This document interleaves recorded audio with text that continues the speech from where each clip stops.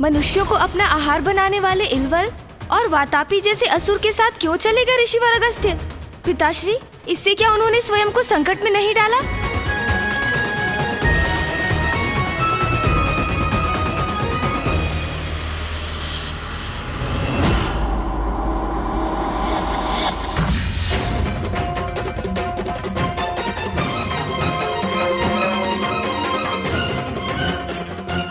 मेरा निमंत्रण स्वीकार करने के लिए आपको कोटि कोटि धन्यवाद ऋषिवर। आप दोनों का निमंत्रण अस्वीकार कैसे करता मैं? आपकी दानवीरता की प्रसिद्धि तो दूर दूर तक फैली है। बहुत ध्यान रखते हैं आप यहाँ आने वाले ऋषियों और यात्रियों का। प्रतापी, जीवित होकर बाहर निकलो। आप दोनों महान असुरों से भेंट करने तो मुझे आना ही था।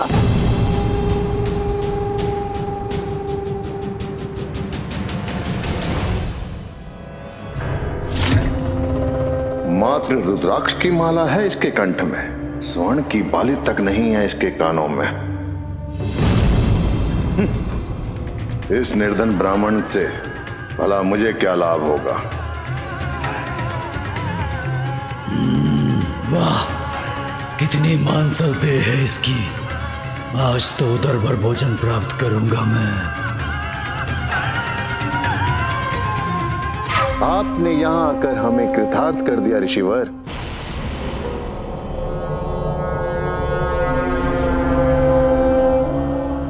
अरे कहां चल दिया ऋषिवर? मेरा अर्थ है ऋषिवर, आप अचानक उठकर ऐसे कहां जा रहे हैं? अभी अभी तो आप आए ही हैं। हमारे साथ भोजन करने के बाद ही जाइएगा। नहीं नहीं नहीं, उसकी कोई आवश्यकता नहीं है। मैं तो केवल आप दोनों से भेंट करना चाहता था। जैसे आपको उचित लगे ऋषिवर। अरे ये भैया क्या कर रहे हैं? ये ऋषि तो जाने भी लगे। ऐसा भोजन कैसे जा सकता है?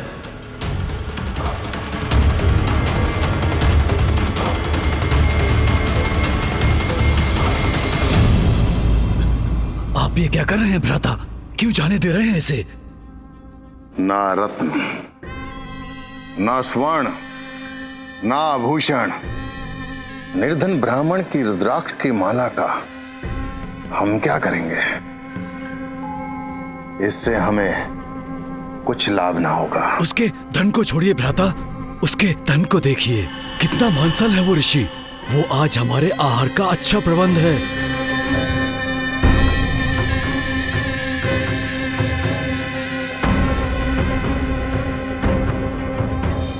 उचित कह रहा है भ्राता बतापी। इसका भोजन करने में तो आनंद ही आनंद आएगा।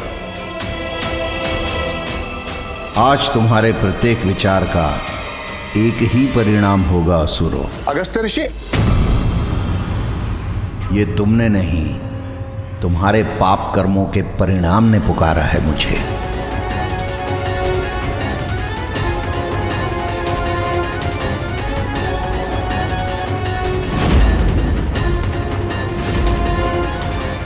क्या हुआ राजन? आपने क्यों पुकारा मुझे? मेरा मन नहीं स्वीकार कर रहा ऋषिवर। ऐसे आपको जाने दो? नहीं नहीं, हे ऋषिवर, हमें आशीर्वाद दीजिए। हमारे भोजन को प्रसाद बना दीजिए। मैं आपको खाए बिना नहीं जाने दूंगा। मेरे कहने का अर्थ है कि आपको भोजन किए बिना नहीं जाने दूंगा। ऐसा अवसर बार बार कहां आता है ऋषिवर? आप जैसे ऋषि हमारे राज्य में पधारे हैं।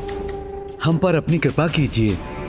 भोजन करने के बाद ही जाइएगा, अन्यथा हम स्वयं को भी क्षमा नहीं कर सकेंगे।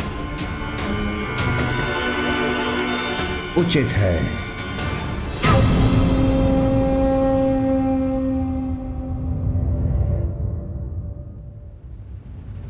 भ्राता बतापी, ऋषिवर के लिए विशेष व्यंजन का क्या प्रबंध किया?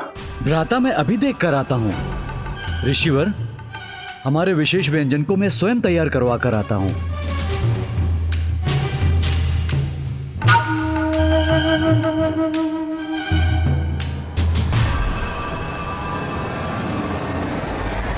ऋषिवर मुझे भी आज्ञा दीजिए, मैं भी आपके लिए विशेष प्रबंध करना चाहता हूं। आपका व्यंजन श्रेष्ठतम होना चाहिए।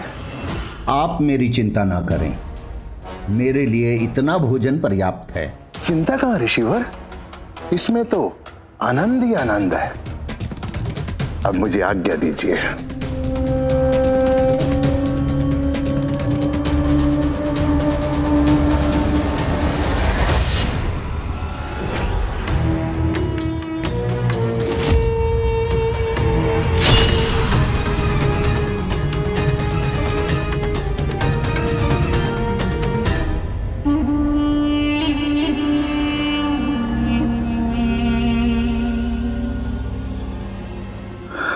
लीजिए ऋषिवर, हमारा विशेष व्यंजन ग्रहण करके हमें कृतार्थ कीजिए। आप आनंदित होंगे तो हम आनंदित होंगे।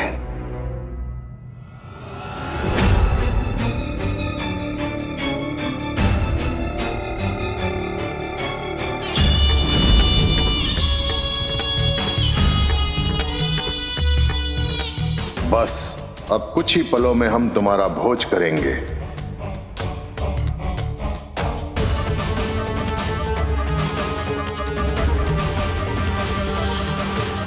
मूर्ख ऋषि, अब समय आ गया है मेरे भ्राता के बाहर आने का। तत्पश्चात फिर तुम हमारा भोजन बनोगे।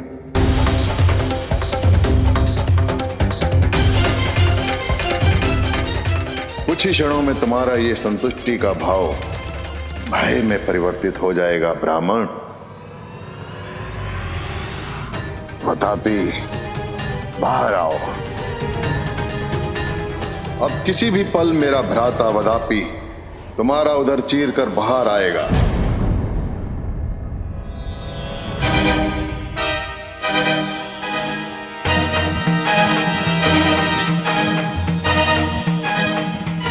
जीर्णम जीर्णम जीर्णम वातापी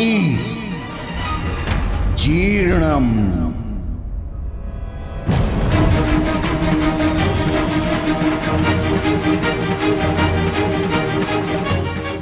ये ऋषि कर क्या रहा है?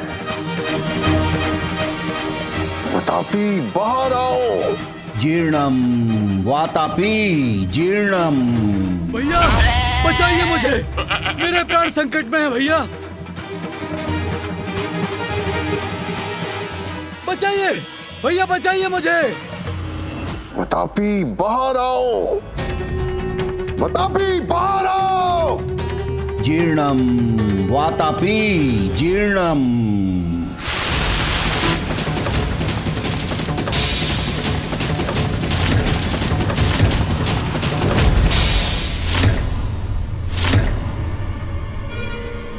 तुम्हारे भ्राता वातापी अब कभी बाहर नहीं निकलेंगे, क्योंकि मैं उन्हें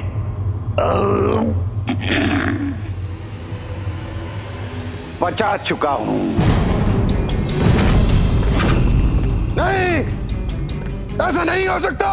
वतापी, बाहर आओ। वतापी,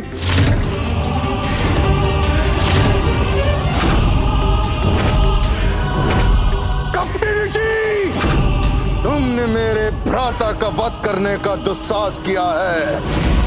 मैं भी तुम्हारा वध इसी क्षण करूंगा। एक असुर राजा का भी धर्म है कि वो अपनी प्रजा और अपने राज्य से निकलने वाले यात्रियों को सुरक्षा प्रदान करे, किंतु तुमने अतिथियों का सत्कार, उनका वध करके उनका धन हड़प लिया।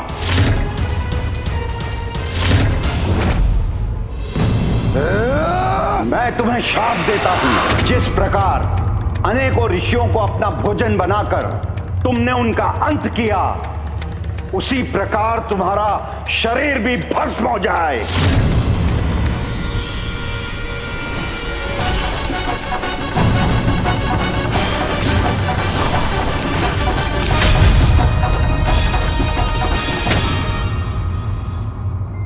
ऋषि अगस्त्य ने कितनी सरलता से उन दोनों असुर भ्राताओं के आतंक को नष्ट कर दिया।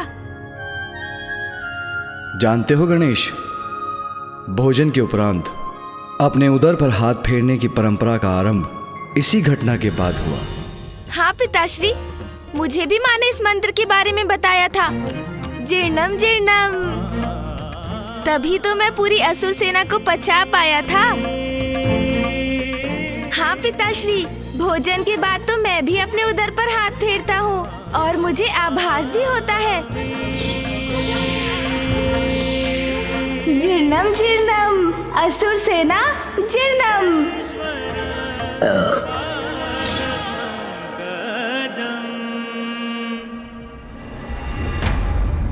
तुम्हें भोजन इतना प्रिय है गणेश कि स्वादिष्ट भोजन देखकर तो तुम्हारी भूख कभी भी जागृत हो सकती है। भोजन ना करने का प्रण तुम्हारे लिए कितना दुष्कर है, मैं समझ सकती हूँ। पिताश्री, ऋषि अगस्त्य के जीवन का प्रत्येक प्रसंग अत्यंत रोचक है। हमें बताइए ना पिताश्री, फिर क्या हुआ?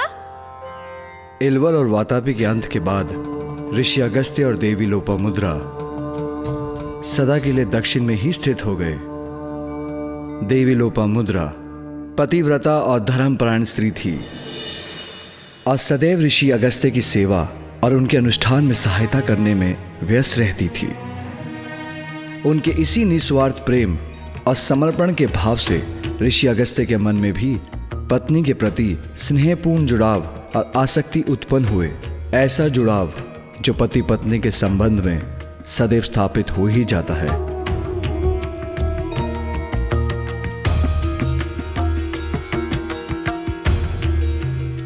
ऋषि अगस्त्य जो अन्यथा सभी से विरक्त थे, वो भी अपनी पत्नी के प्रति आसक्त होने लगे। देवी लोपामुद्रा के प्रति ऋषिवर के हृदय में अनुराग जागृत हो गया, किंतु अब उनके एक दूसरे से विलग होने में अधिक समय शेष नहीं था, क्योंकि अब देवी लोपामुद्रा का कावेरी नदी में परिवर्तित होने का समय आ गया था। स्वामी, आपके इस स्नेह स्पर्श ने मुझे कृतार्थ कर दिया। तुम्हारा साथ पाकर तो मैं कृतार्थ हुआ हूं लोपामुद्रा।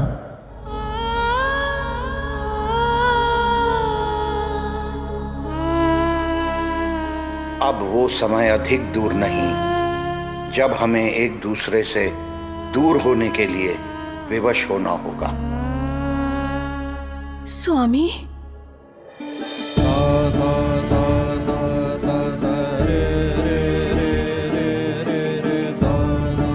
नियति का भान है मुझे, वो समय निकट है जब तुम्हें नदी में परिवर्तित होकर मुझसे दूर जाना होगा।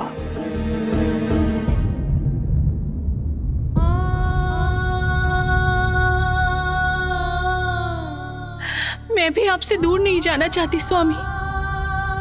प्रतिदिन इसी आशंका में घुलती रहती हूँ कि कब वो समय आएगा जब नियति को टालना असंभव हो जाएगा।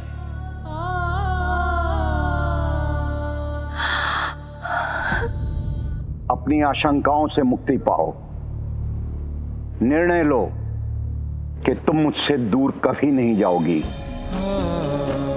और मैं भी तुम्हें अपने से दूर नहीं जाने दूंगा।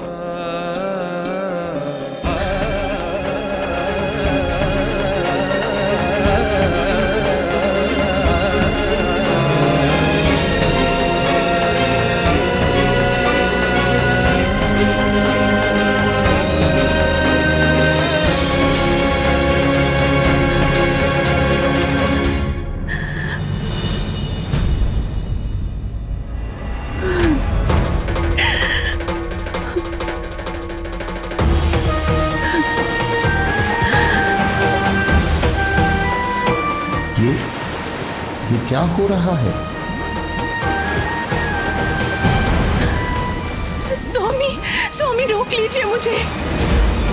मैं जा रही हूँ स्वामी, स्वामी मैं जा रही हूँ। नहीं, नहीं प्रिय, नहीं प्रिय। स्वामी मुझे रोक लीजिए। स्वामी मैं विवश हूँ, जा रही हूँ मैं।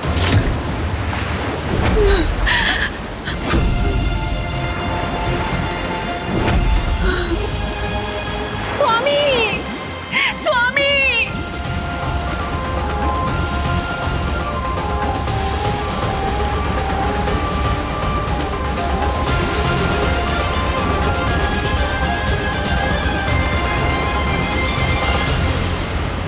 पिताश्री, माता जब नदी बन गई तो वो बही क्यों नहीं? वो ऋषिवर के कमंडल में कैसे आ गई?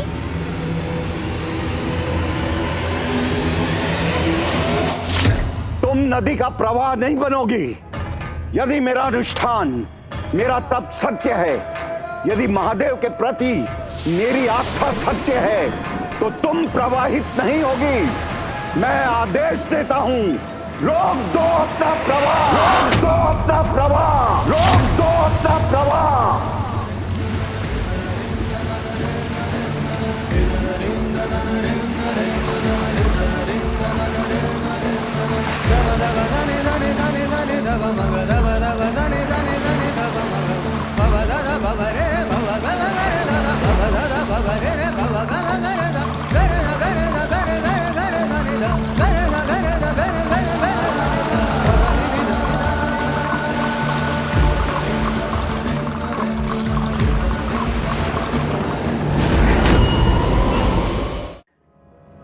लोपामुद्रा प्रिय, मुझे छोड़कर तुम्हें कहीं नहीं जाने दूंगा। मैं सदा अपने साथ रखूंगा तुम्हें।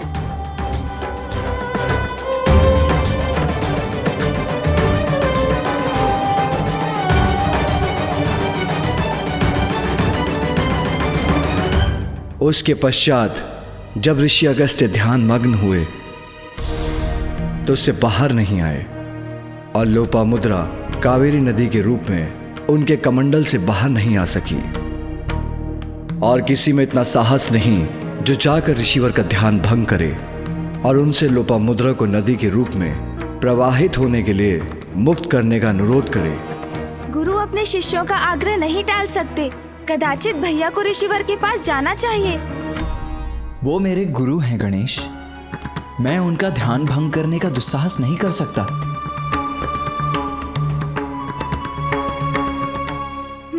उचित है, फिर मैं जाऊंगा ऋषि अगस्त्य के निकट। मैं माँ लोपामुद्रा को नदी रूप में प्रवाहित होने के लिए ऋषिवर के कमंडल से उन्हें मुक्त करवाऊंगा।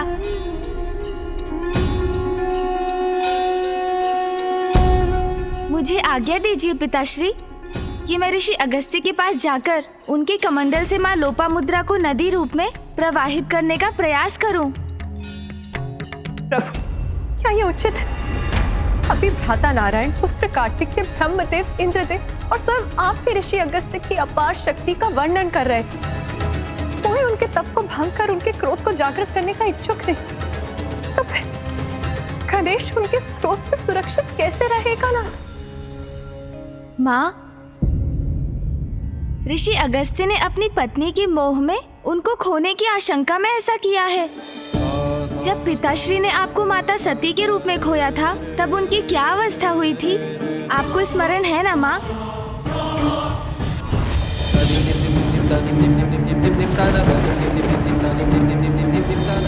इसलिए माँ, ऋषि अगस्त्य का मोह भंग करने के लिए उन्हें मात्र एक संकेत देने की आवश्यकता है कि उनके इस निर्णय से दक्षिण में आपदा की स्थिति उत्पन्न हो गई है।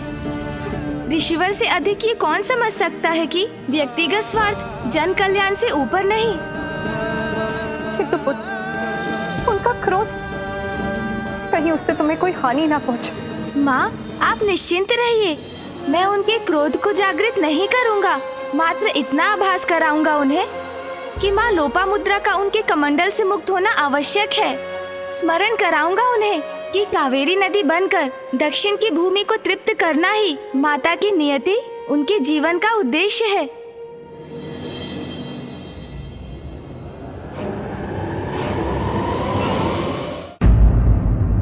विलक्षण है तुम्हारी बुद्धि पुत्र, अद्भुत है तुम्हारी परिपक्वता। तुम अवश्य सफल होगे। किंतु पुत्र, माँ हूं मैं, 2 पुत्रों की माँ, इसीलिए मेरा विचलित होना तो स्वाभाविक है। किंतु तुम निसंकोच जाओ पुत्र, तुम्हें तुम्हारे उद्देश्य में सफलता अवश्य प्राप्त हो।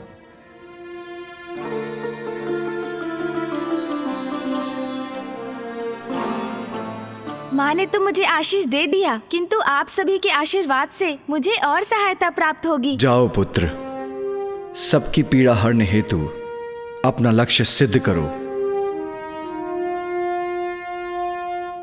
गणेश, दक्षिण के सभी जीवों के जीवन का विघ्न हरो, मेरा आशीष सदैव तुम्हारे साथ है। गणेश, मुझे ज्ञात है तुम अपने उद्देश्य की प्राप्ति के लिए कुछ भी अनुचित कदापि नहीं करोगे, किंतु ऋषिवर के क्रोध के प्रति सावधान रहना होगा तुम्हें। अवश्य भैया। माँ और संतान का बंधन भी विचित्र है। माँ संतान की चिंता करती है और उसे कठिनाइयों से संघर्ष करने का विश्वास और साहस भी देती है। मेरा पुत्र अवश्य सफल होगा। सफल होकर ही लौटूंगा मैं। सभी को चिंता मुक्त कर दक्षिण का संकट दूर करूंगा।